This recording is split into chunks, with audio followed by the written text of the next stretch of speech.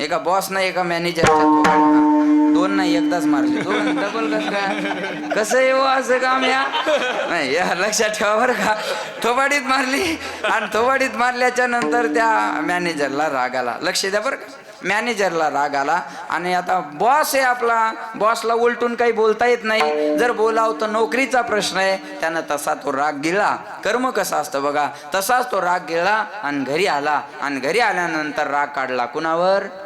बायकोवर. मग तुम्ही बी तेच करता म्हणजे बायको काय पेटेंट गिराईक आहे का राग काढण्याची मशीन आहे का? हा नाही ना महाराज. त्यानं बायकोवर राग काढला, ताडकन बायकोच्या गालात, असं ताडकन बायकोच्या गालात मारली. बायकोला राग आला, बायकोला मस्त वाटलं याच्या थोबाडीत माराव, पण जमत नाही ना. इच्छा असते पण जमत नाही. माया इच्छा असते का नाही खरं बोला. हो म्हणायला काही, कोणती हो म्हणायली पहा काही हो म्हणायला लागल्या महाराज.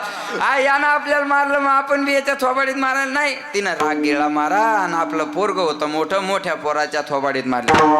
मोठ्या पोराला राग आला. मोठ्या पोरानं राग शांत व्हावं म्हणून काय करावं, बारका भाऊ खेळत होता, बारक्या भावाला मारायला कोणीच नाही.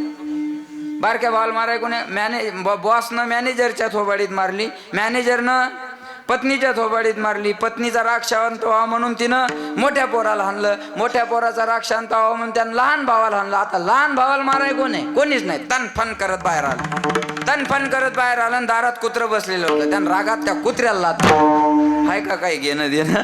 ते कुत्रं जे जाऊन पळालं आणि एका माणसाला चावलं. बघा आता काही घेणं देणं आहे का?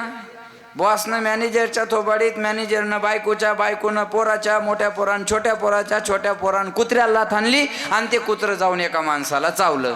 पण ज्या कुत्रं जाऊन ज्या माणसाला चावलं ते होता मॅनेजरच्या थोबाडीत मारणारा बॉस.